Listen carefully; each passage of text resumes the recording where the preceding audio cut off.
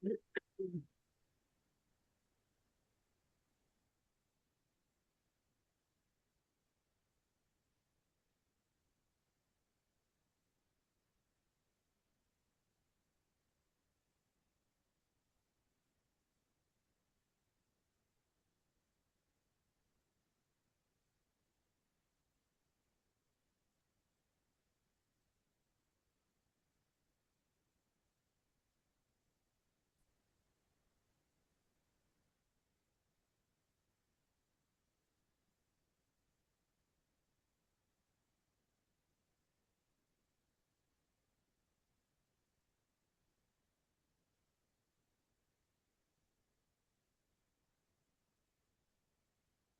morning, good afternoon, good evening. Welcome. Hello. Thank you. Thank you for joining. Good morning. Hello, everybody. Good morning, Vicki. Good morning, everyone. Welcome. Please put in the chat your name and where you're from, part of the world you're from, and your organization. We're really pleased to see you here.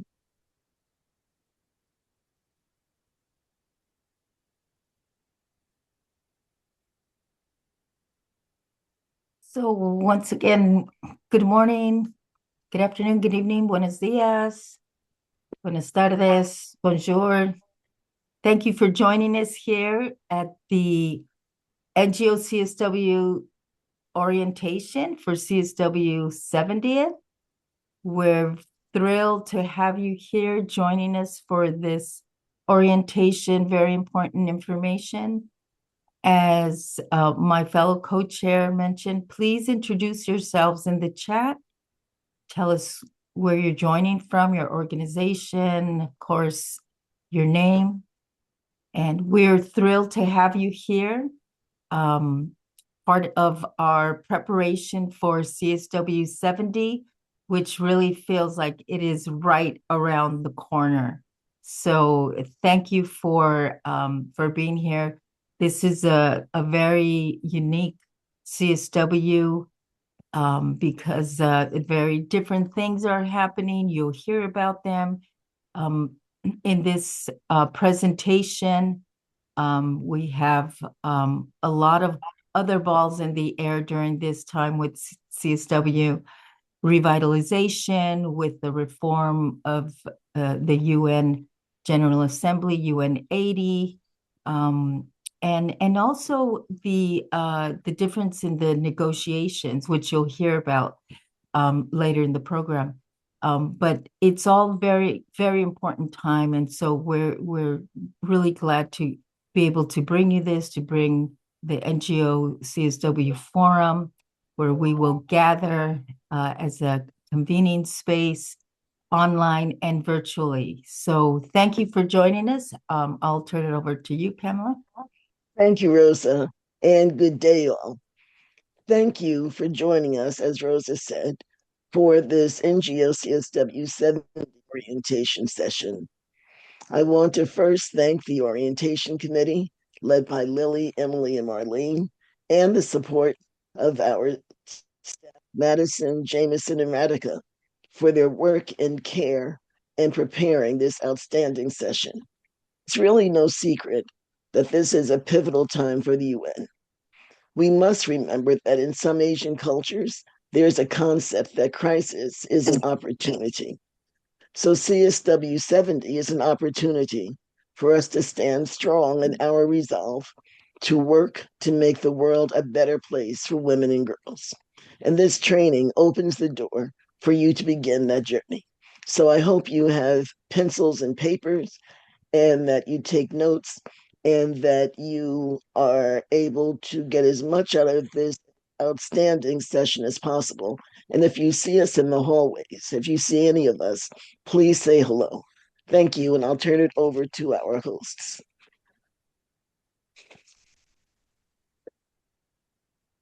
Hi, everyone. My name is Jamie. I'm one of the interns with NGO CSW. And just to start, we're going to have a couple little interactive polls just to kind of to know more about you. Uh, so I'm going to launch this first poll.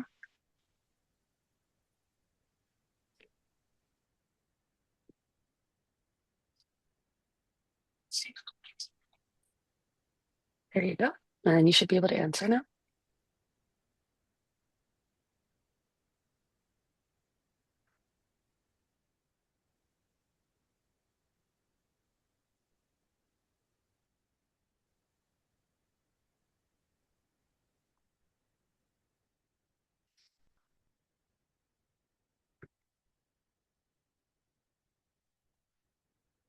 Okay. So it looks like most of us are working on a global level, but we have some nice mixture of different ways we are engaging with gender equality work. Yeah, and then just one more. How many times have you attended CSW or the NGO CSW forum? And that should be live.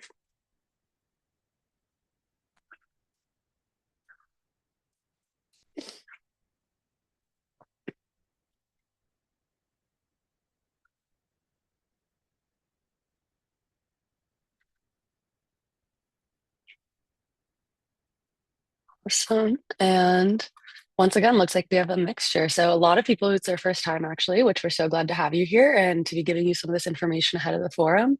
We also have some people that have been more than 10 times. So thank you for returning and for staying engaged in this work. All right.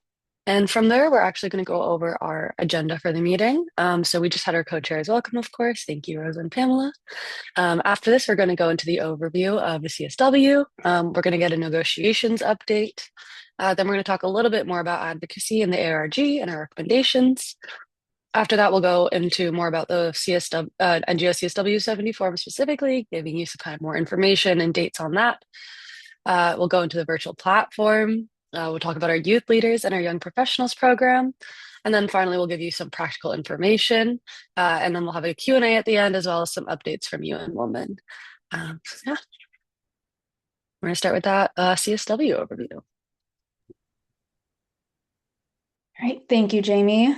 Hello, my name is Radhika Jain. I am currently an intern with the Baha'i International Community, and I'll take you through a little history of the commission and kind of like what the process entails, including what the composition of the commission is, what kind of documents they create, and how they're created.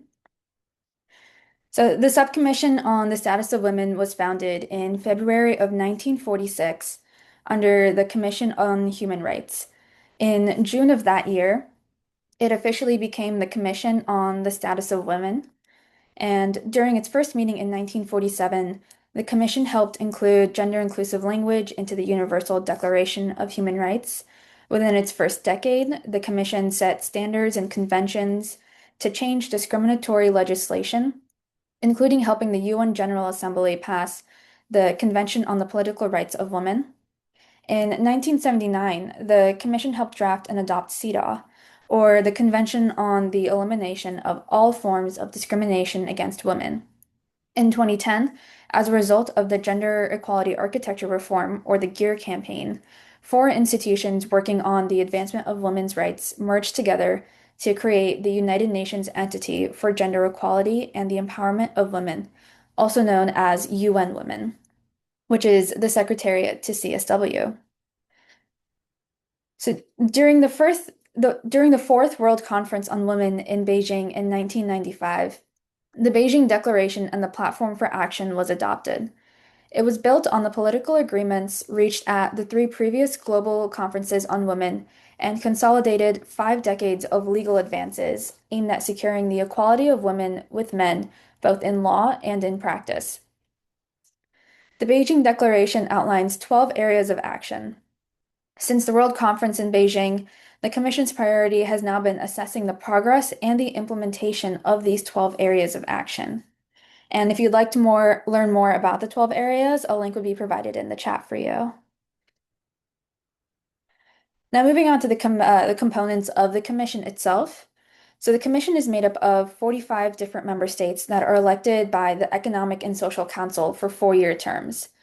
There are 13 members from Africa, 11 from Asia, 9 from Latin America and the Caribbean, 8 from Western Europe and other states, and 4 from Eastern Europe. Each region has one elected representative that is part of the Commission's Bureau. The Bureau facilitates the annual session. It manages the administrative, preparatory, and substantive aspects of the CSW sessions. Each Bureau member serves for a period of 2 years. This year's Bureau Chair is Her Excellency Ms. Maritza Chan Valverde from Costa Rica, and the Vice Chairs are Ms. Samadvouk from Lebanon, Mr. Noah Hire from Liechtenstein, and Ms. Andrea Mocanu of Romania, and Ms. Flavia Umulisa of Rwanda. So since its inception, the mandate of the CSW is to prepare recommendations and reports on promoting women's rights in political, economic, civil, social, and educational fields, and to make recommendations on urgent problems requiring immediate attention in the field of women's rights. Since 1995, the mandate of the CSW has been to implement the Beijing Declaration and Platform for Action. So member states, UN entities, and civil society organizations meet once a year for 2 weeks in March at the UN headquarters in New York. Delegates review progress, identify challenges, and agree on conclusions and recommendations during high-level ministerial meetings, general discussions, and expert panel discussions and dialogues. Alongside the official negotiations, civil society plays a role in organizing side events and sharing perspectives from the ground.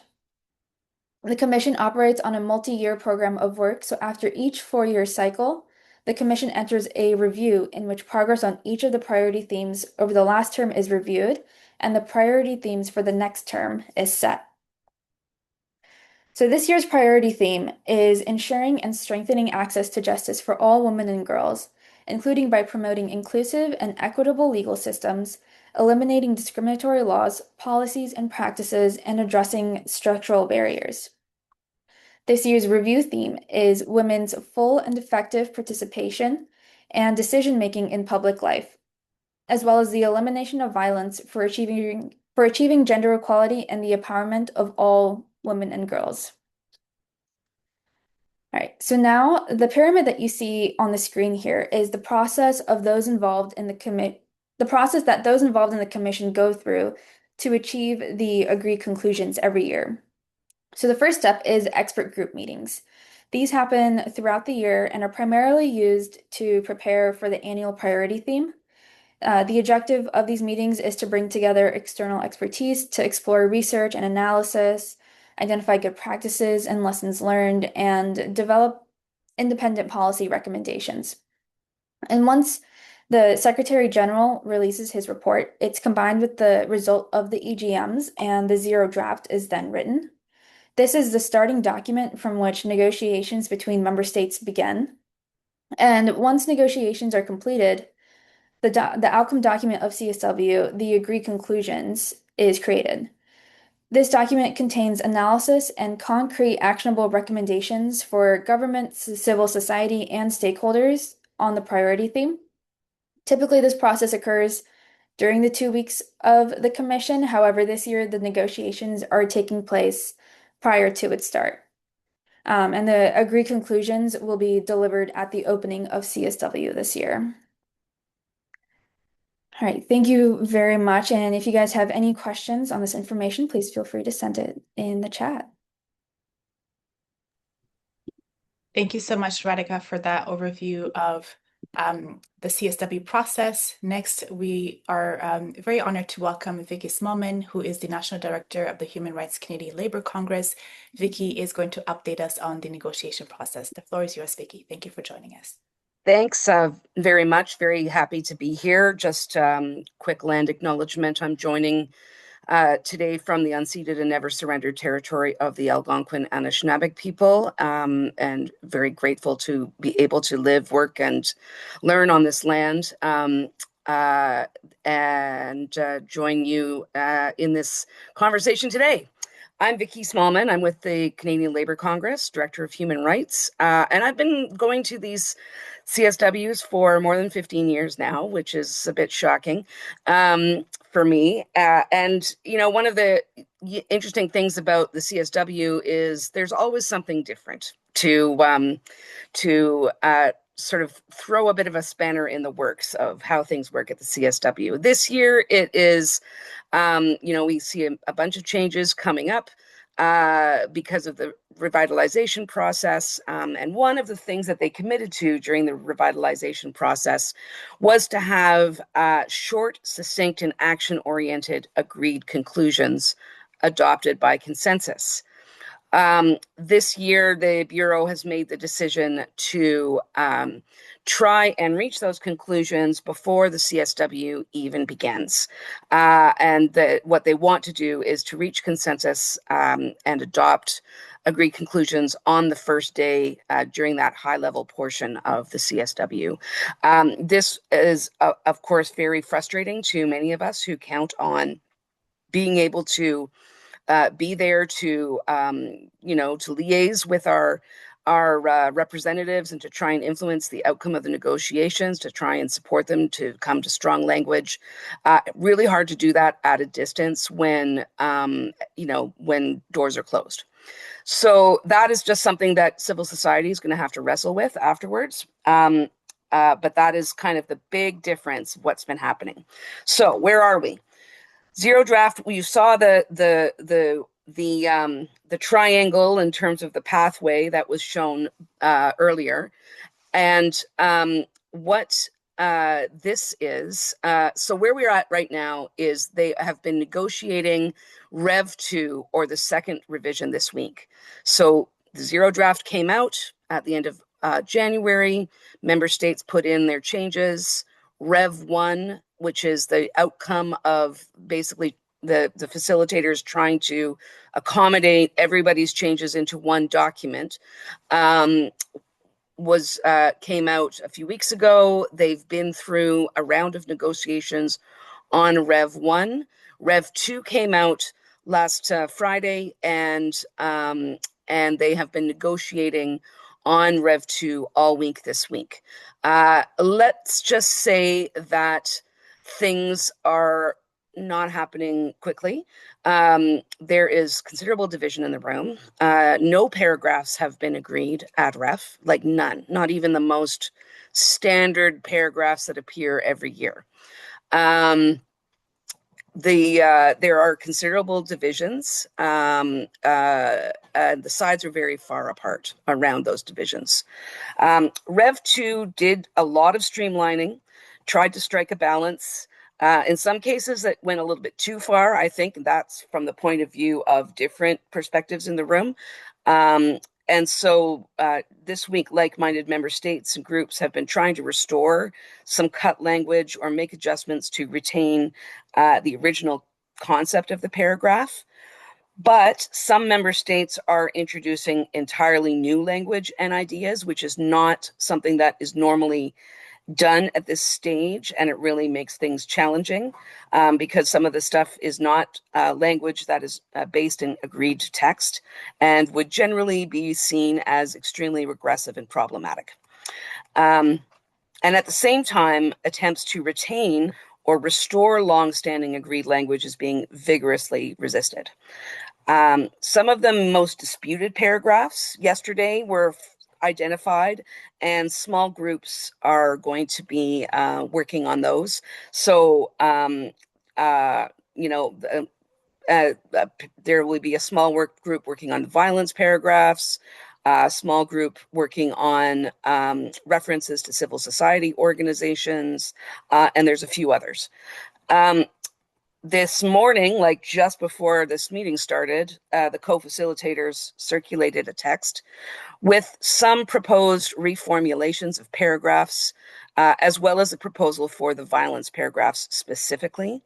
And so this morning, they were not initially scheduled to negotiate today, but things were not going well yesterday, so they decided to resume negotiations today.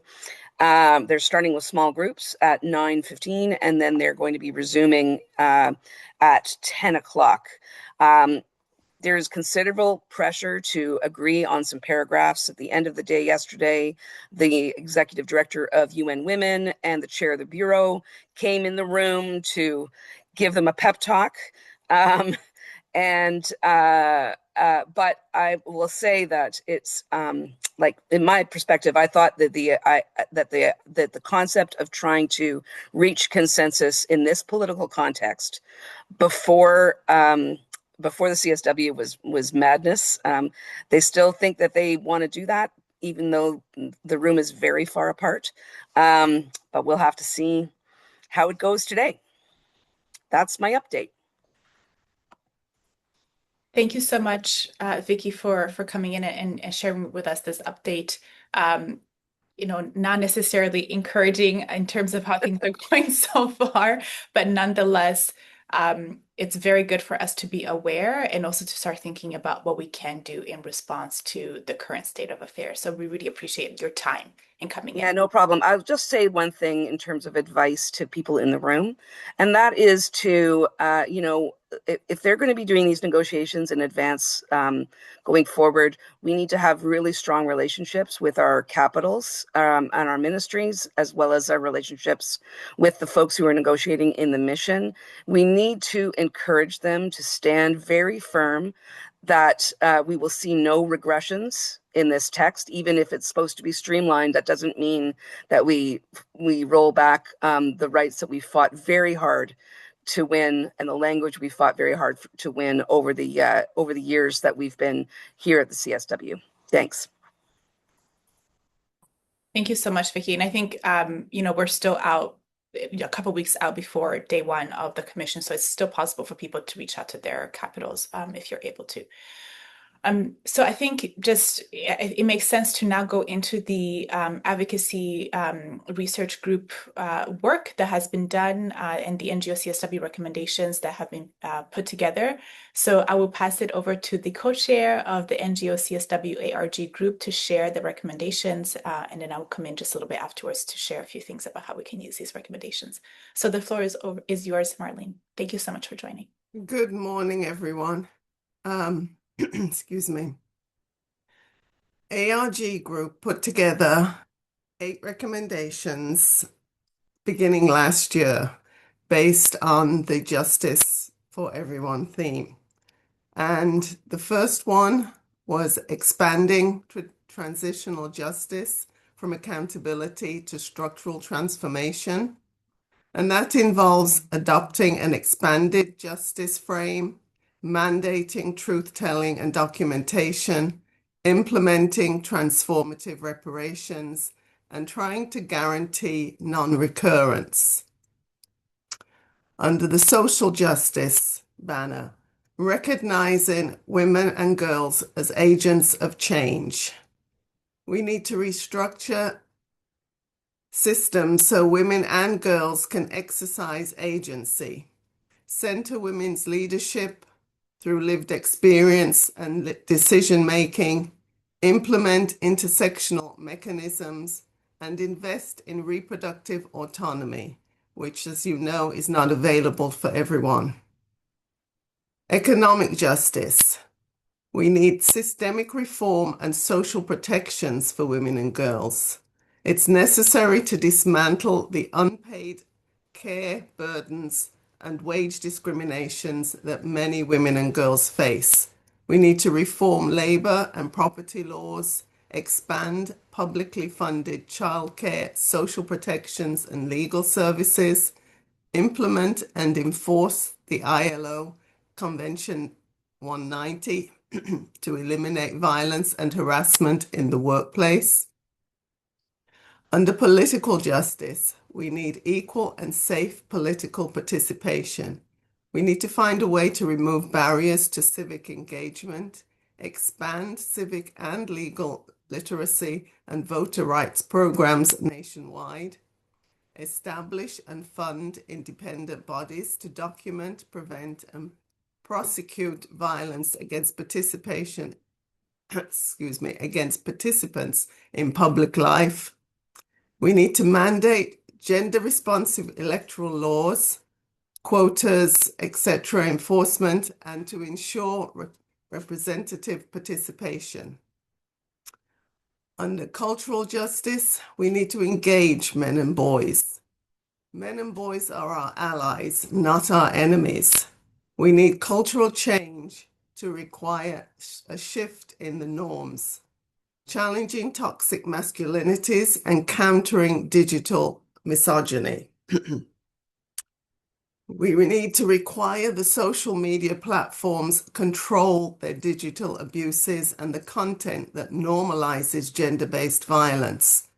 We need to promote alternative, positive role models for men and boys to contest normalized misogyny. We need to engage leaders, men and women, to advocate robust gender justice laws with appropriate penalties and enforcement. And speaking of digital justice, we need safety, access, and equity for women.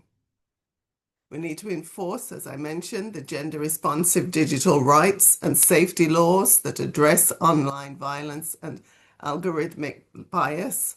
We need to ensure affordable internet and digital literacy programs for girls, rural women, and marginalized groups. Requiring gender impact assessments in AI, data governance, and digital policy with clear accountability mechanisms. We need to cover online safety, equitable access, data rights, and algorithmic fairness across policy frameworks. Under expanding the conceptualization of justice, we need to make sure it includes social healing and restoration. We need to convene spaces for stakeholders to explore justice's social impact and foster the collaborative work. We need to develop quantitative and qualitative indicators to measure cultural shifts towards justice and gender equity, whilst communicating grassroots narratives that track refashioning of social norms towards just, equitable societies. And under CSW revitalization and liquidity, liquidity, of course, was added later due to the current political and social situation. And we need to see the impact of that on our work. Member states must pay assessed contributions on time and in full. Arrears should forfeit budget influence with public reporting on program impacts. We need to improve UN internal governance to ensure contributions are spent efficiently and responsibly, whilst preserving and strengthening UN Women's mandate. And I think that's it for this slide.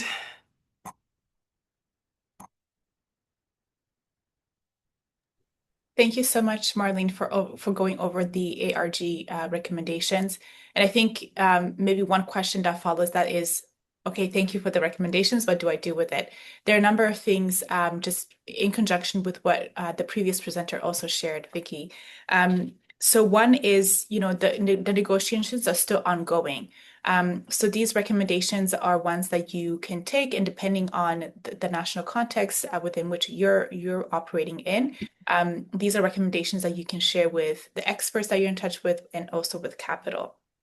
The other is that these recommendations also have a number of talking points that you can use as you're engaging in the commission.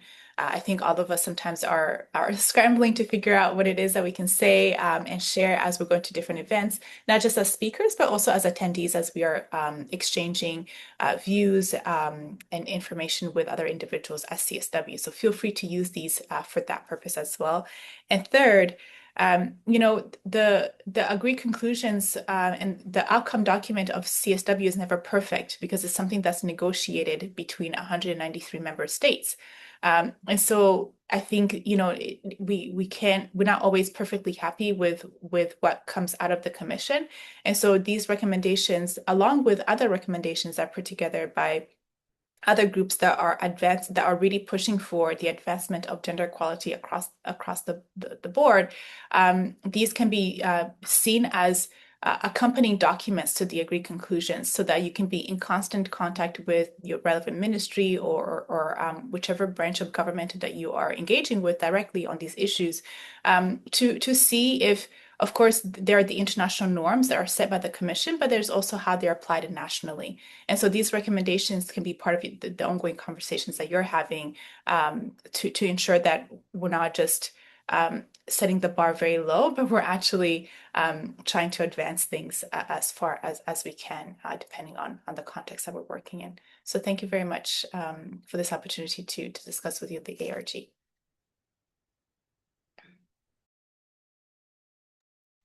Thank you so much, Lily. And really quick, I just wanted to highlight a toolkit we will be sharing likely next week, but definitely before the forum. This is our annual advocacy toolkit. This has so much helpful information. We also did a training on advocacy at CSW, so that's on our YouTube. Feel free to check that out. But the toolkit will go over a little bit about the basics, kind of giving you the background on UN, CSW, and the NGO CSW forum. We'll also go over advocacy at the UN, at CSW70, and at NGO CSW70. We also have a great section on digital advocacy and social media, as well as other ways to advocate, specifically getting involved in your community and other kind of smaller actions you can take to get started. So definitely be on the lookout for that. If you are not already on our mailing list, definitely join our mailing list. That's where, especially leading up to the forum, all the most helpful information will be. And yeah, thank you.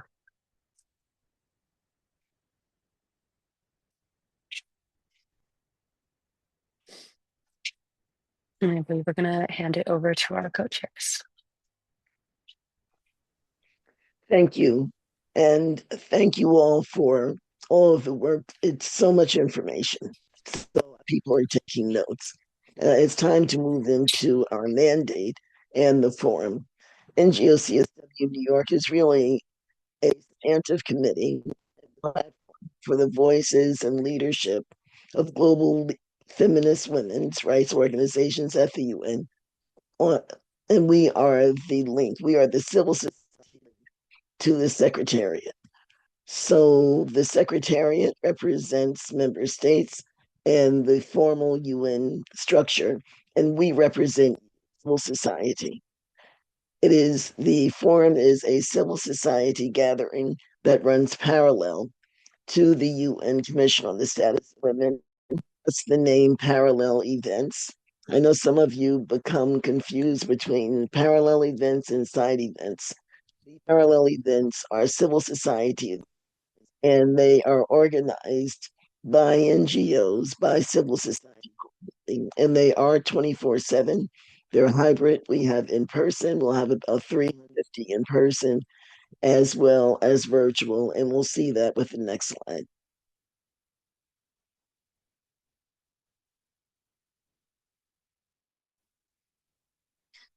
So these are events and happenings that occurred during CSW70. We have consultation day, which is on Sunday, and it is a 3-hour gathering where we bring together high-level speakers such as the executive director of UN Women, as well as civil society voices and youth voices. We'll have cultural entertainment, and this year we're very pleased to say that we are giving the Woman of the Year Co-Chairs Award to Kimberly Crenshaw, who was the researcher who really founded the term intersectionality. We're having a fundraising reception, and fundraising is important, and we'll hear more about that. We have NGO briefings for the different regions. MENA's briefing is Tuesday, March at 10:30. Africa's regional caucus, I'm sorry, the briefings, I jumped ahead of myself. The briefings are taking place in the UN as well as in the Church Center. They start on Tuesday, the 10th, with a briefing on women and all of their diversity and access to justice. On the 11th, the briefing is in the UN at 1:30 to 2:15, and it is going to look at the negotiations process and the agreed conclusions. On Thursday, the 12th, we are having a wonderful briefing that's going to look at the Crimes Against Humanity Treaty. That the process has just started, and there are a number of women's issues, gender issues that are included. So this is going to be a critical briefing. And then on Friday, the briefing is going to focus on Madam Secretary General. The next briefing will be in the UN on Tuesday, and it's going to focus on UN 80 and um, some of the heightened activity around that. We've invited the Office of the Secretary General, the Executive Office of UN Women, Executive of UNFPA to be there. So that should be a very informative briefing, and there will be time for Q&A. And then we go to the region caucuses that I hope to head to. The region caucus is Tuesday, March 10th from 10:30 to 12:30. Africa Regional Caucus is Tuesday from 12:30. North America Europe Regional Caucus is Wednesday, the 11th of March from 10:30 to 12:30. Latin America Caribbean Regional Caucus is Thursday, the 12th of March from 12:30 to 2. And Asia Pacific Regional Caucus is on Friday, the 13th, 10:30 to 12. And they will take place in the Church Center for the UN's chapel. And in case you didn't retain all of those dates, we have it for you right here in detail, but we will also have it on the Whova platform, all of these details. So just to highlight in terms of what's coming up, consultation day, you do need to register. For that, it is going to be virtual. And as my fellow co-chair outlined, we have top panelists, top people from the UN who will be basically celebrating International Women's Day with us March 8th and also kicking off the CSW. I also want to highlight the regional caucuses for anyone.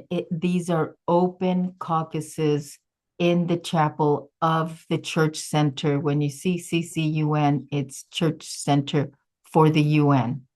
So anyone is welcome to join these. These are open and they are organized by our partners of NGO CSWs in the region. And you see all this information. You can screenshot it right now if you'd like, but all of this information we're putting out there in different ways. Maybe one of our brilliant staff can screenshot it and put it in the chat. That'd be great. Let's move on to the next slide. So these civil society briefings that were mentioned are listed here. And what is tricky about them is that some are, as Pamela mentioned, in the UN and some are in the Church Center. Just very quickly, why is that? Because of the liquidity crisis. Usually UN Women would host these for us in the UN, but with the liquidity crisis, they had to reduce because of the defunding. So we are picking up some of those briefings and organizing them in the Church Center. And we have 2 in the UN. Please note the time and the date. Some of them are in the morning and some of them are in the midday. The midday ones actually are in the UN. The morning ones are in the Church Center. So you can distinguish that. We also have the conversation circles. And just to point this out, those are in-person pre-registration required. So please note that it is in person. You cannot arrive at these conversation circles. They're actually not in the church center, they're offsite. So please know that has to happen with pre-registration. We have 4 of them, 2 on March 10th, 2 on March 12th. We're also hosting the Rainbow Caucus, which is a welcoming platform for LGBTQ plus persons who are coming to the CSW, and maybe they're coming for the first time. They want to meet like-minded folk or just be there for support. We are hosting on Monday, March 9th, the very beginning day of our NGO forum in the CSW, to make sure that we can have this welcoming platform. We have the YLYP social, which I know is going to be fantastic, on March 9th and on March 16th. And one more thing that is fantastic for the NGO Forum is that we have a well-being and community space. What does that mean? That's going to be quiet time. Some providers are going to be doing Reiki for anyone who wants to have that. It's going to be a place for mindfulness, well-being, and it's every morning from 9 to 10 in the Church Center Chapel. I think we got to put that there. And then finally, the second week, we are featuring a dialogue called Uncharted Future, Uncharted UN Charted Future dialogue, to talk about all of these issues that are being raised around the defunding, the UN 80 reforms, CSW revitalization, the future of the CSW, many issues that come up during the CSW. We're providing this space for people to come together and sort of debrief the CSW, debrief everything, and then be able to kick it off for other processes that come after that. And this is a host of the NGO CSW forum, which we provide for free, except for the parallel events, which people apply for, and the reception. But I will turn over to my colleague Pamela to talk about the reception, which is an important part of our fundraising for NGO CSW. So Pamela. Thank you, Rosa, and thank you for covering all of that important information. And I just, before I go to the reception, I just want to remind everyone that the conversation circles are going to take place on March 12th. They're going to be a fantastic way for people to come and be producers of information, not just consumers. Going to have the opportunity to come and raise your voice and to give input on what you think, what your research has shown about the women's access to justice. So please be sure that you register for the in-person conversation circles. We're really excited about our fundraising reception. As you know, your attendance at the forum is free. Don't urge people to attend. We want to make it open. It is a very expensive endeavor. We have personnel costs, we have space costs. It is very expensive. And to avoid raising prices for organizers, we are having this fundraising reception where we hope to be able to raise enough funds to offset the costs that we are incurring. As you know, the price of eggs has gone up. The price for everything has gone up. And that includes the cost that we incur for producing this wonderful forum. So please support us. attend the fundraising reception. It's March 10th from 6:30 to 9:30 at the Salvation Army's U.S. headquarters on 14th Street in New York City. It is a wonderful event. We have a full dinner and we do accommodate vegetarian diets. It's a full dinner, and we have a fabulous feminist who plays a wide selection, a very diverse selection of music, and it is a good time. I think anyone who attended last year and agree with us that a good time was had by all. To get tickets, the QR code is on the screen. We're going to give you a minute to scan it right now so that you can purchase your ticket. Look at it as an investment in the NGO CSW's ability to continue producing this wonderful free event.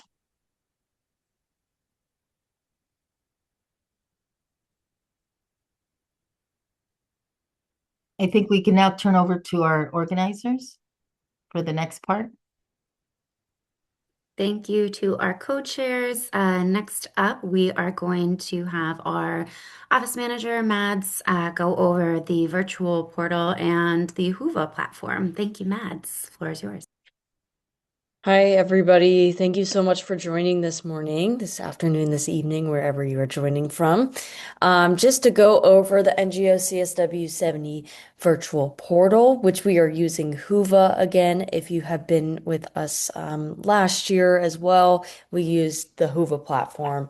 So just a few reminders that you have to sign up and register through NGO CSW's specific link to be onto the portal.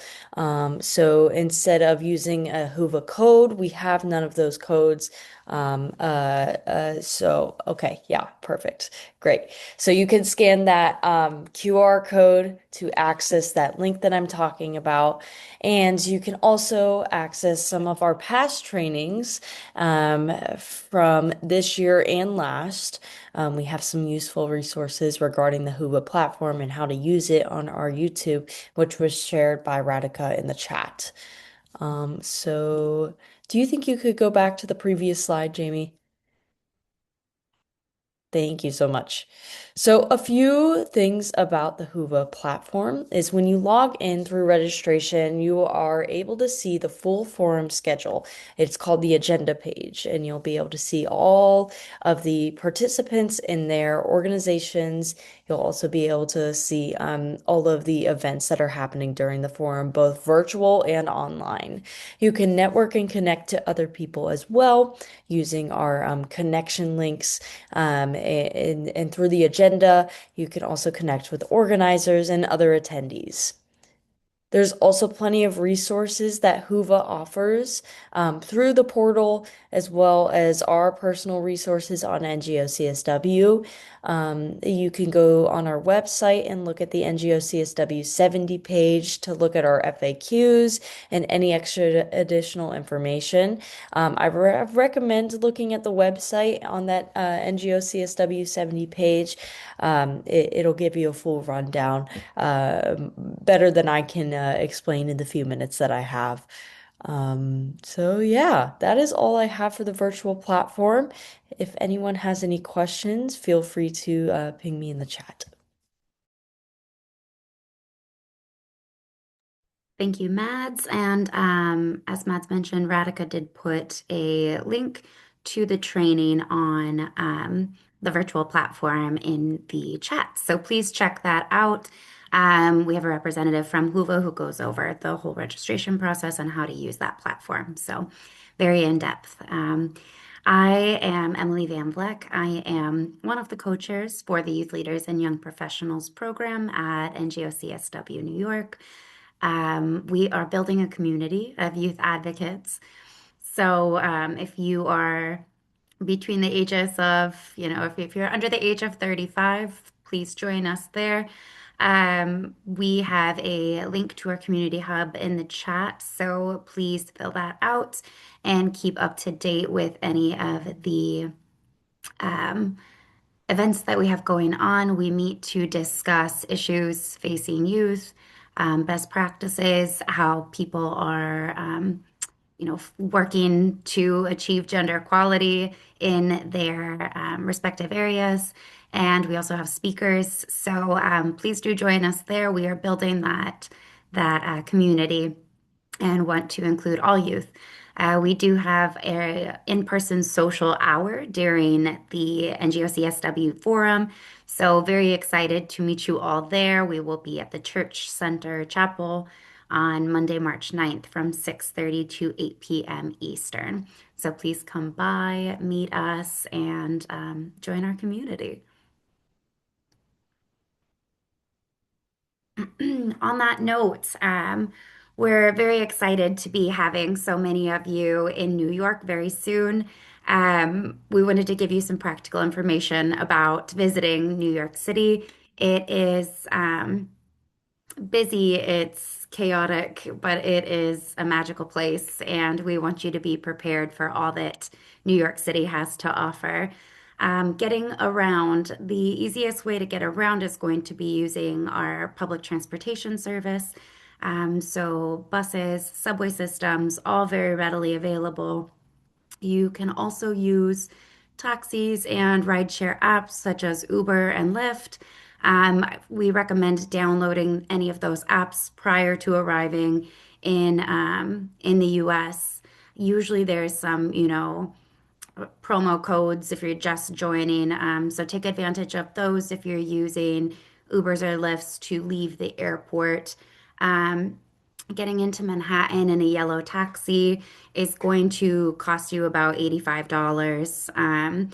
Or you could take the subway. It's, air train system, which is about $9 onto the subway to get you into the city for around $12 US. So that's a bit more cost-effective way to travel from the airport. However, once you get into the city, it is recommended to use public transit. Rideshare apps are more useful in the evening and at night when the subways don't run as frequently. Um, if you're traveling in from New Jersey, there is the New Jersey Transit that will get you into this city as well. Again, if you're going to take a taxi, do please make sure that it is an official taxi. If you're at the airport, go to the taxi stand. Do not take rides from people that are asking you if you need a taxi. Go straight to the taxi stand so that you are getting into an official taxi. If you get into an unofficial one, just for safety, if there are any accidents, then you want to be protected. When you're taking the subway, all of our subway systems have moved to contactless payment, so no more Metro cards. You can tap to enter using any electronic payment method, so debit or credit card. We do recommend getting a credit card with no foreign transaction fees to cut down on any of those costs. You can also purchase an Omni card at the metro stations to link to your card and use those. You can check the mta.info for any MTA bus for any updates on service to the subway and for schedules. There's also there's several apps to use to check the subway and bus system. My favorite is City Mapper. It is the most up-to-date information, so check those out. In terms of how to dress, we are currently sitting under a foot of snow in New York City right now, so please do check the weather before arriving. March is unpredictable in the city. You could have beautiful weather, you could have snow, so we recommend dressing in layers. Bring clothing that you can use in cold weather, and wear comfortable shoes. New York City is a walking city, so do make sure you're taking care of your feet. Payment for everything, cash is accepted most places. Credit card and Apple Pay is also accepted everywhere. Once again, check out your card for any foreign transaction fees so that you are not surprised on anything there. Tipping is customary in the United States.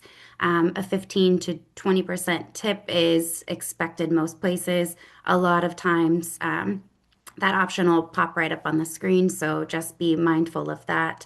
If you're going to a restaurant with a large group, that tip might be included in the prices and in your total check, so just check that. There are many, many places to eat and drink in New York, several around the United Nations, so do take advantage of that. There are several food courts that you can check out in the area.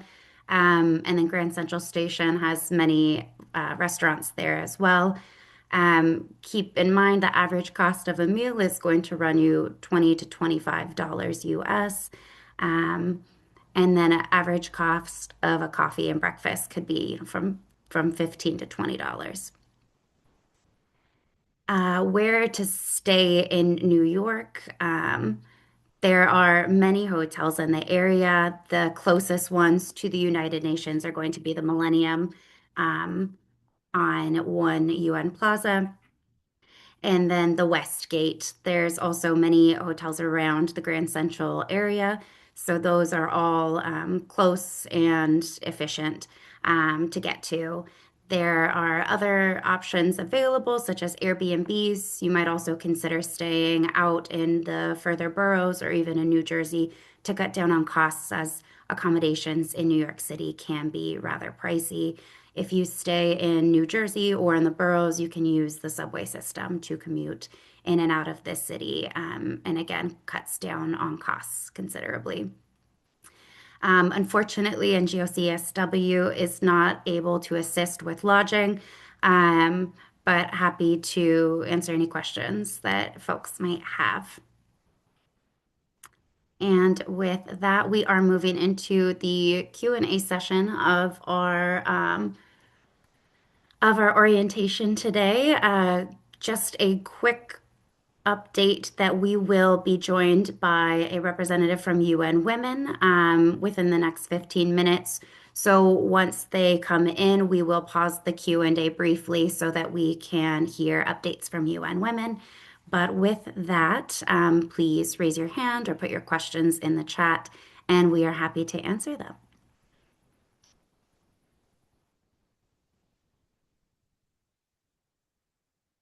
One question in the chat, will someone be on site to assist with Hoover?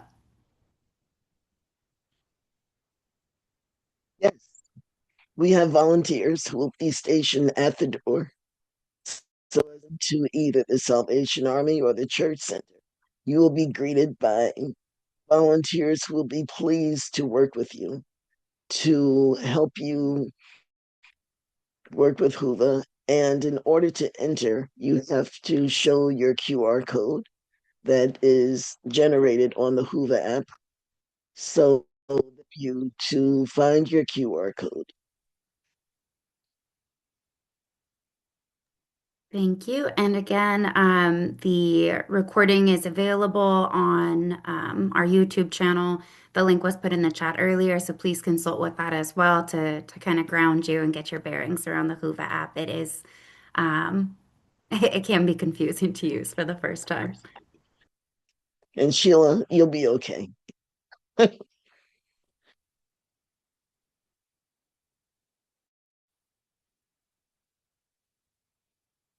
Yes, Saritha, please go ahead. Sorry, you were muted. There you go. So this is the first time we are organizing, organizing a virtual parallel event. So my question was, how do we reach out to mailing lists? So our virtual event is on a South Asian Tribunal on Gender-Based Violence. And, we are trying to contact like India's mission to the UN, Pakistan's mission to the UN, and so on. but are there any mailing lists that you have that we could circulate, our event by any chance?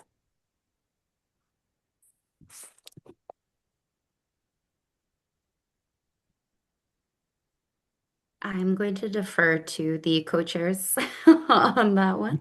Sure.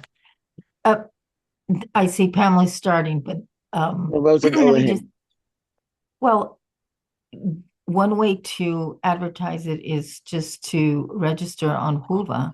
And if your event is part of the NGO CSW forum, you could promote your event on this platform. And that's the beauty of it. You know, you can start a pre-session chat. You can upload your flyer. You can exchange with people on the platform. You can ask about people who are organizing similar events, or if you're looking for a speaker. It's a very versatile platform, and we have training videos specifically on that, which let's see if we can put it. Oh, there it is. It's already in the chat. Thank you, Matt. Um, so that's one option of promoting your event. Yeah, I'd like to add that we really encourage you to use your social media, for you to use your own mailing lists, because my organization also hosts virtual events and we use our individual mailing list as well as LinkedIn, X, well, not so much anymore, but Facebook, Instagram. We use the social media platforms in order to reach a wider audience. And you can also on Facebook, and that's what some of us do. We actually purchase ads, and you can, with the ads, determine the population you want to, the size of the population and the geographical location. So it's very easy to purchase ads, and they're not expensive at all. Okay, thank you. You're welcome. Maybe I could just add, if it's okay. I don't know, Shrita, if you saw in the chat, everybody has access to this resource. There's basically like a UN phone book, the ebook, and it's available online. And this platform has the contact information for all UN member states.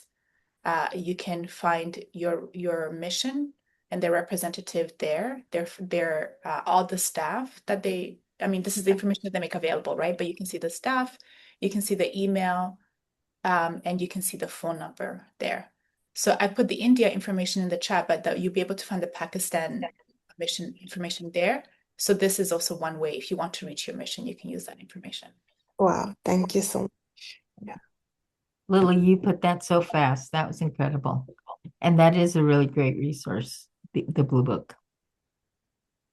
And as I mentioned earlier, we have been joined by our UN Women representatives. So we will pause the Q&A at this time and pass it over to Vivek Ray, who is the Deputy Director of the Civil Society Division at UN Women. So Vivek, if you are ready.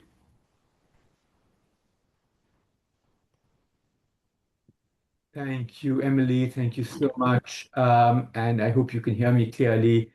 Apologies, colleagues, for coming in the middle of the Q&A. Unfortunately, I was in another meeting, so I couldn't join any earlier, and I'll try and make it as quick as possible so not to interrupt the flow of the Q&A that you're already in.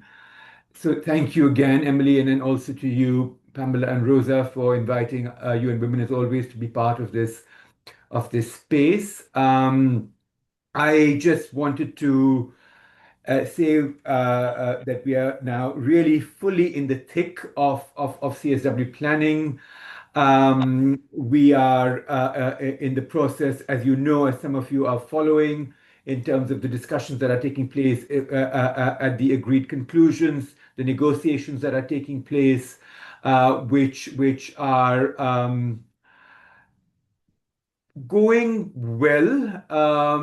I can't say they're going swimmingly, but they're going well enough, and we still hope that our the idea of as part of the CSW revitalization rule book, that we will be able to have the agreed conclusions ready and adopted at the opening of CSW. As you know, this is one of the changes that has been brought about as a result of CSW revitalization. I recognize, and I just want to say that up front as well, that that has resulted in its own set of challenges as far as civil society is concerned, because it really means that only that civil society that is in New York at the time that the agreed conclusions are taking place are the ones who are able to engage and navigate that space, versus while what would happen during CSW when everybody had access to being outside the room, and some people even had access to the room if you were part of an official delegation. So I recognize that. I just want to again highlight that this is not a decision made by UN Women. It's a decision that was made by the Bureau and member states. And of course, we are following that and tracking that to the best of our abilities. Colleagues, we have, it is a CSW, which is the first CSW that is taking place since the revitalization process. I've already laid out to you one of the changes that we have in terms of the adoption of the agreed conclusions. In terms of representation and participation, the numbers this year have been fairly high. Again, we have about almost 10,000, I think it's nine, I don't remember exactly, but about 9,830 registrations that have been approved this year. Again, we don't know of those how many will be able to actually participate. In the past, the broad kind of gauge that we have provided is that about 50% of those who register end up attending CSW. So if you're looking at about 9,800, so my arithmetic is terrible, but approximately, just short of less than 5,000 is what we are looking at in terms of attendance. We want to recognize again that these are challenging times in terms of being able to access the physical space of this host country for many, many partners. And there are challenges that are associated with that. We continue to work with the host government through the permanent mission here in New York to try and ensure that everybody who has registered is able to come. But at the end of the day, as you all know, this is not in our hands. It is in the discretion of the host government. But certainly to say at the highest level of UN Women, from the executive director and other senior officials, we have been working hand in hand with the U.S. mission to the UN mission to the U.S. mission to the United Nations. Sorry, to try and ensure as much participation as possible, but noting that is the extent of what we can do from our end. So I just wanted to sort of flag that. We have a rich set of colleagues. Pam and Rosa would have talked about the parallel events that are taking place, but from the UN Women's side, we are looking at approximately about 200 side events that are taking place within the premises of the United Nations, and about 40 or 45 approximately that are taking place, as we know, outside of the UN premises. So approximately just short of 250 side events that are taking place during this 2-week period. And again, just to reiterate that this year it is not a 2-week period. It will end on the Thursday to ensure that all of us are able to celebrate Eid on Friday. So the sessions will end on Thursday, as you know, of the second week.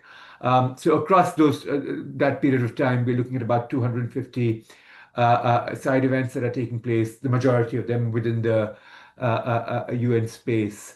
UN Women this year will only have 2 side events, one on the priority theme, one on the review theme. Those are that is information we will share with you. We continue to work very closely with NGO CSW, again with the leadership of Pamela and Rosa, to ensure that there's UN women participation in NGO Consultation Day, and to also make sure that we also have space for civil society to engage within the UN. And on this point, I want to say, colleagues, again, there are challenges which are beyond the control of UN Women. There are, as you know, fiscal challenges that are at the UN right now, which do not allow us to manage room bookings, create, etc., in the same the way that we used to be able to do. So I just wanted to highlight that this year we will be able to facilitate two NGO briefings within the UN space. I imagine Pamela and Rosa have also talked about this and also the other parts of what you will be doing. But from the UN side, we really will have those two spaces on the on the Wednesday of the first week and the Tuesday of the second week. And we really want to use that space to make sure that you're able to receive the information that you want. We are, of course, in discussion with NGO CSW in terms of the focus of what that should be, whether it's around the implementation of the agreed conclusions, which, fingers crossed, inshallah, will be approved by that time. And if not, then to see what we have to focus on, but also to use the space to also look at the discussions that are happening, the crucial discussions that are happening. And I hope many of you are engaging around that and happy for us to engage with you further on that, on the UN at 80 process. Which will also culminate towards the end of this year, at least in terms of outlining next steps. So I think the UN at 80 process, and our huge appreciation to NGO CSW for also focusing on that. And I think that's a critical area of work that we also need to look at. There are a number of other things, Emily, that I can also talk about, but maybe I'll just stop here and hope that those updates were useful enough. And if there's anything specific that you think that I should also include, then let me know. Thank you. Many thanks, Vivek, for joining us and providing those updates. I am actually passing it to my colleague Lily now so that she can do a quick update on the UN80 process. Thank you so much, Emily, and thank you so much, Vivek, for joining us during what must be a very hectic time. So really appreciate the updates from our colleagues at UN Women.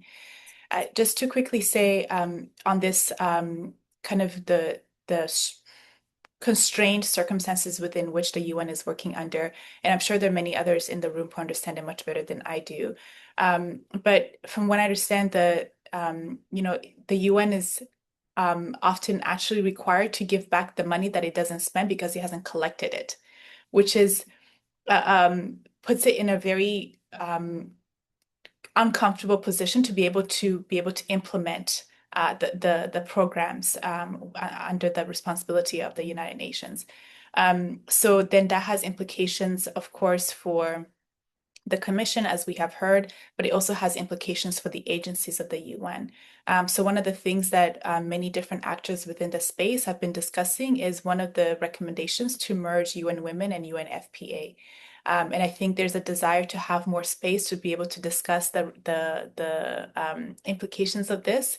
And I think one of the things that we would like to see happen during CSW is this opportunity for everybody to have more information about this proposed merger of these two agencies and what the implications for that would be. So I think we will continue with the Q&A section, if I understand correctly. And then if there are others who have more information or other suggestions about just kind of how do we ensure that we're all informed about some of these processes so that we can do our best to assist the UN, as I think we all have this shared desire to see the UN succeed and do the work that we value. Thank you so much, Emily. Thank you, Lily. And with that, we are back into our Q&A. So again, if anyone has questions, please feel free to put those in the chat or raise your hand of questions about any of the information shared today, questions for UN Women, and we'd be happy to answer those. Yes. Just while we wait for those questions, I just want to thank UN Women, Vivek. Thank you so much. Lopa, the team. These are, I kept hearing you say challenges, challenges, and these are challenging times, but you all are our counterparts, and we wish the best, and we're together in this. And I think that we have to continue to support each other in that way, So we do appreciate you coming on and providing these updates and helping us to ensure that we bring the information, the people, the representatives from UN Women to our NGO CSW constituency. So thank you. Thank you, Rosa. Yes, we're very, very fortunate for our relationship with UN Women and appreciate all the time and updates. Shritha, yes, please go ahead. Actually, my question is to Mr. Rai. So, I'm Shritha. I'm from India, and I'm in Sydney at UNSW as a PhD student. So I've started an initiative on a South Asian tribunal on gender-based violence in the SAARC region. We want to, some women wanting to join hands for a gender diplomatic peace in the region. And we envisage a tribunal that will be completely free from the Gram Panchayat level, right up to the apex level and modeled on the CEDAW committee, drawn from experts. The apex committee is not going to be comprised of positivist, legal judges, but maybe feminist activists, psychiatrists, lawyers and civil society members. So I had contacted Mr. Eric Solheim, the Norwegian diplomat, and he told me to get in touch with UN Women. And unfortunately, UN Women in New Delhi has not responded to me. I was wondering, is there a way of like just putting across our idea to you like formally? And I've been writing to the government of India since 2021. Like I've been in touch with the Ministry of External Affairs. So they have expressed an interest and they have said work through an organization. And soon I'm starting my own organization to lobby the government of India on this. So, is there a way of reaching out to UN Women? Like, what is the way to do that? And just like discussing our idea and whether they might be able to offer any help, like or organizing conferences or meetups and so on. Yeah. Thanks.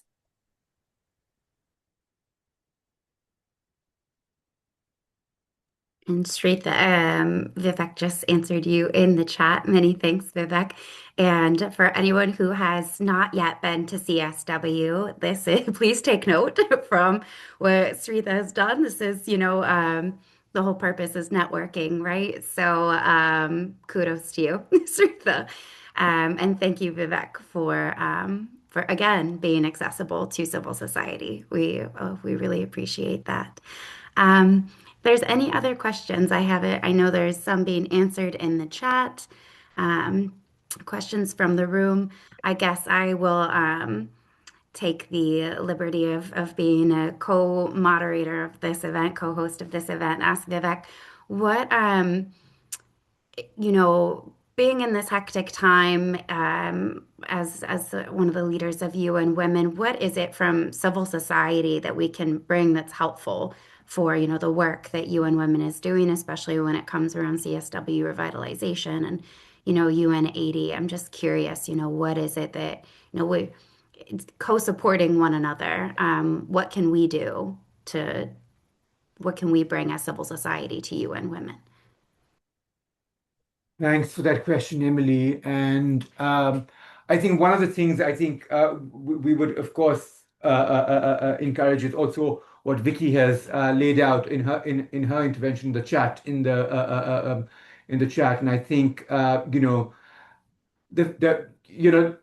fact is that there are a lot of things that are happening which are beyond the control, whether of both civil society, but also people within the UN space in terms of how we need to sort of. So I think one of the things that we need to do with civil society is to think collectively about how do we make sure that given the scenarios that are being presented upon us and also referencing what Vicky had laid out, how do we find ways of navigating that and making sure that at the same time that where we are seeing innovation, where we're seeing change, happens in a way which is positive for everybody and results in positive this thing. So this the decision around this has been seen as an innovation as part of CSW revitalization, but we can see it has resulted in other forms of challenges that have emerged. So I think one of the things that we can do collectively is to try and navigate that space, and also to make sure that, till that space is navigated, how do we ensure that the voices of civil society, especially those who are not there, to the point that Vicky is making, are centered in that space. So I think that's one of the things that it would be good. Two, to the point that Lily has already laid, to be really paying attention to what is happening with the UN at 80 process. UN Women and belongs to all of us. It belongs to civil society who helped give birth to it. And it, of course, belongs for the people who are working with it, in it, and this thing. So it belongs collectively to all of us. So I think the other thing that I think it would be important for society to do is to pay attention to what is happening with the UN at 80 process. These things. UN Women is not making any determinations on what is right, what is not wrong. What we are saying very clearly is that whatever happens with the UN at 80, we should end up with a very strong, politically and fiscally sustainable gender architecture at the UN. Now, whether that results in a merger, whether it doesn't result in a merger, whether there are other ways of looking at it, I think that is something which we will leave to our partners to think about, both in terms of civil society who gave birth to us, but also member states who helped also give birth to us as a result of the mobilization of civil society. So I think that is what we would encourage at this point of time. And then, of course, there is to make sure that the last part, and I'll stop here, is to ensure that the accountability of CSW revitalization is followed through. So this is the first CSW after the CSW revitalization, resolution. We want to make sure that the results of the agreed conclusions, and to the point that Pamela and Rosa and we have been discussing in terms of what we want to bring into the NGO briefings as well, how do we make sure that the implementation of these agreed conclusions have some accountability to them, right? Because that will again be the hallmark of success of whether this process, of this multilateral process, is whether it's working or not, right? It's not about what is the language that is agreed upon sitting here in New York, but what it actually means for the lives of people on the ground in terms of access to justice this year and whatever the priority theme is in the following years. So how do we ensure that? So I think those are the three things I would recommend as spaces that where I think it'll be important for civil society to be focusing on. There are many others, so I just don't want to say that. I was just raising those three. Thank you. Thank you.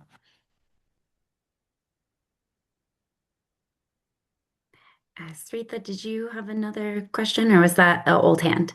Oh, perfect. Okay. Yes, Carlos, please. The floor is yours.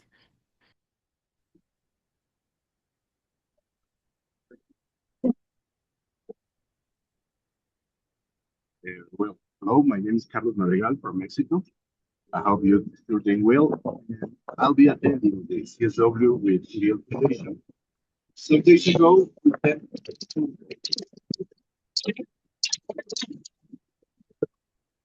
I'm so sorry, Carlos. We're having a hard time hearing you, and there's some interference from the wind.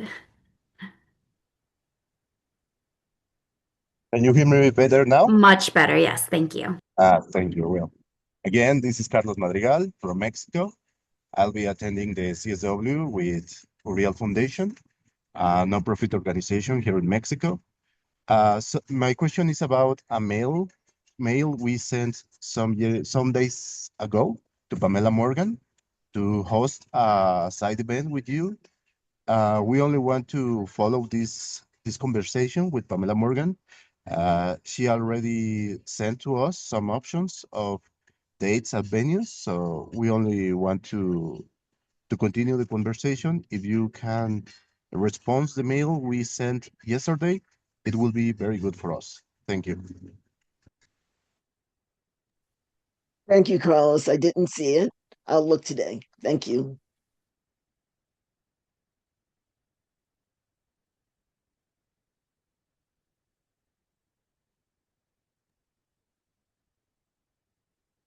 Yes, please, Sritha, go ahead. I had another question. So I know Pamela mentioned or one of the speakers mentioned something about the briefings for the different regions. And do you know who's conducting the Asia, is it Asia Pacific? Like as far as India is concerned, is it ERO Asia Pacific that's conducting the briefing? And is it online or can you just attend it if it's in person? They are going to be in person the first week, and there are two that you might be interested in. The MENA, there's a MENA as well as a Asia Pacific caucus, and they are both listed in Hula. Able to get the information so that you can attend. I would attend both, to be honest with you. The two leaders have different, and I think that you would gain by attending both of them.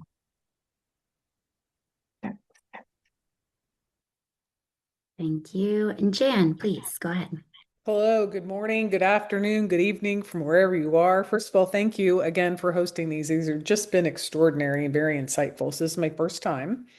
And so my name's Jan Edwards, and I run an organization called Paving the Way Foundation, and we do prevention education around online exploitation and child trafficking for kids specifically. We've trained over 48,000 kids in person in small groups. So I have a little bit of information about what they're dealing with, right?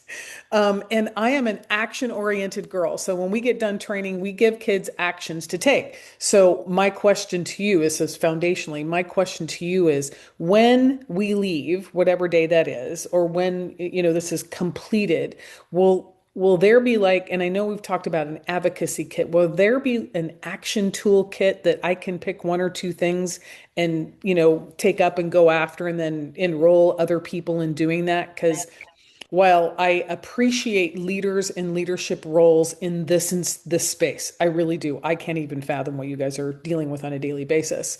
Down here on the ground, I want stuff to do. So you got to give me something to do so I can make the kind of difference that you want us to make. Thanks. May I address that? Because I know the OCSW New York Advocacy Toolkit. It is one of the finest tools for advocacy I have ever seen, and it covers soup to nuts before you leave home. It gives you what to do before you leave home, what to do when you're in New York, and then what to do as Vicky said. I was so happy to hear Vicky say the importance of engaging with your grassroots leadership, your local leadership, national leadership, your regional leadership, because the work happens on the ground. So thank you, Jan, for being out there doing that important, and we will support you with our toolkit. And you have our email. If you need further information, please just email us. Yeah, because I'm in DC a lot advocating for kids, child safety legislation.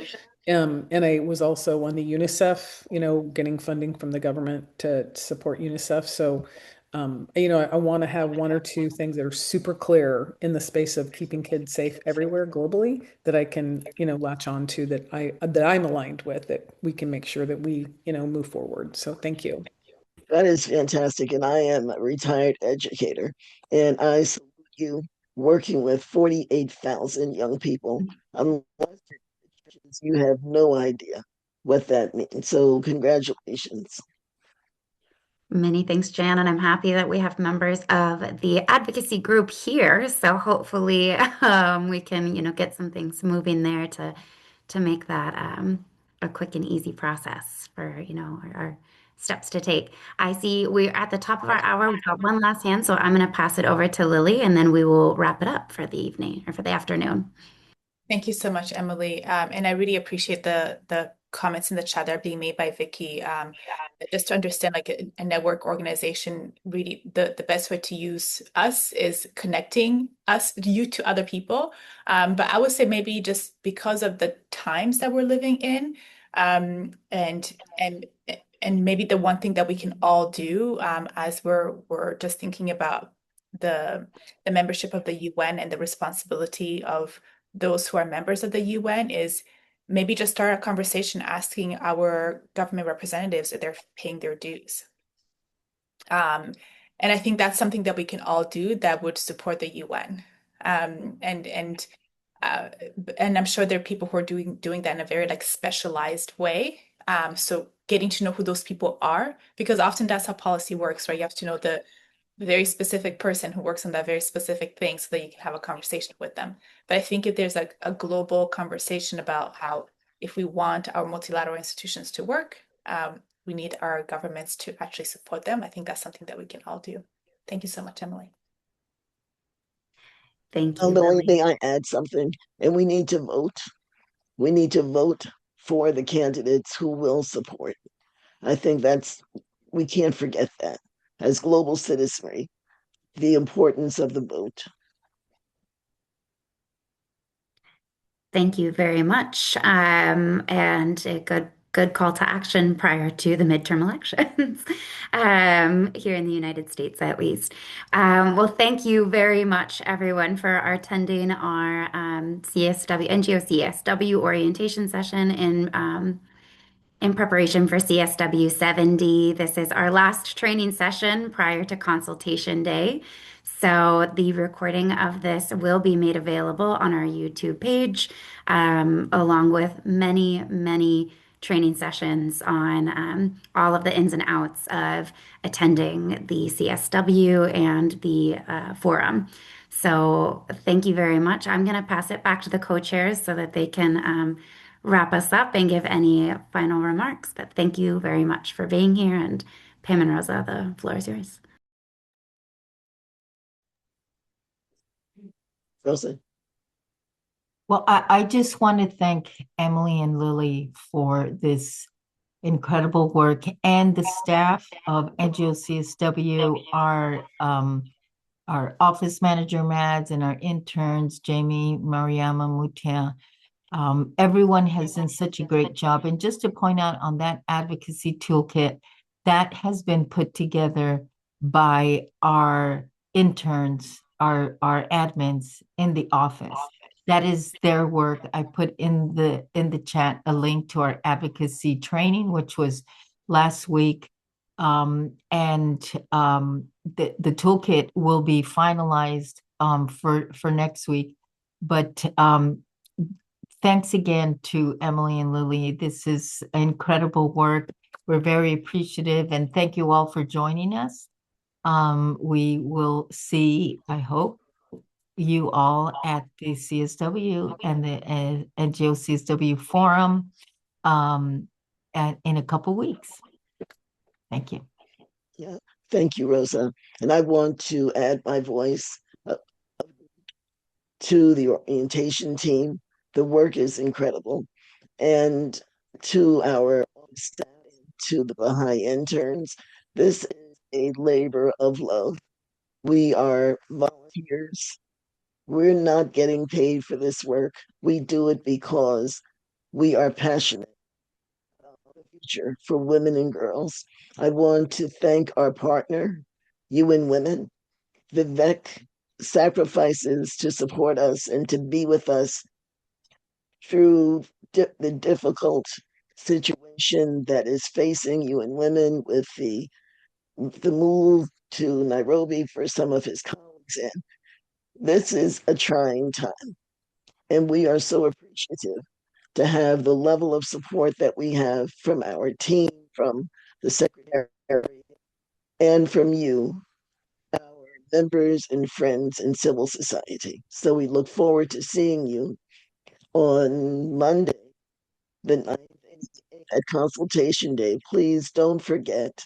Please attend Consultation Day and learn even more. We have a powerful selection panels, a high-level panel, the expert panel, where we have experts who actually influenced the UN, and then we have a youth panel. So please be with us. Thank you. God bless. Bye. Thank you so much, Thank everybody. you. Bye-bye. Bye. Adios.